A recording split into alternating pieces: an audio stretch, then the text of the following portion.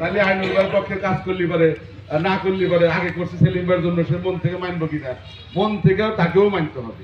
দল তারেক রহমান তাকে মনোনয়ন দিচ্ছে, সেলিম ভাই লেলিন ভাইকে টুকু ভাইয়ের মাধ্যমে বলছে, তারা কিন্তু ঐক্যবদ্ধ হয়ে আজকের থেকে আইনুল ভাইয়ের জন্য আপনাদের সবাইকে নিয়ে কাজ করবে। এখন কাজ করার ভিতরে একটি আছে যে ওই অমুক সেন্টারে 2000 টাকা পাইলো, আমি 500 পাইলাম। ভাই এইটা করা 17 বছর বাড়ির মনে করেন যে জমি জমা বেচে মামলা আমরা চালাইছি, একটা মাস এই ধানের শীষ প্রতীক যদি হাতছাড়া হয়ে যায়, এই এলাকায় কিন্তু অন্য মানুষের দখলে চলে যাবে। দীর্ঘ মান্নান তালুকদার 4 বার এমপি ছিল, মাঝখানে ভোট হয়নি, সেটা আলাদা জিনিস।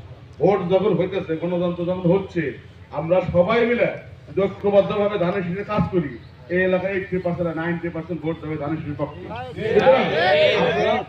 মন থেকে যদি মনে করেন যে কাজ করবেন, তাহলে ধানের শীষের বিজয় কিন্তু কেউ ঠেকাইতে পারবে না।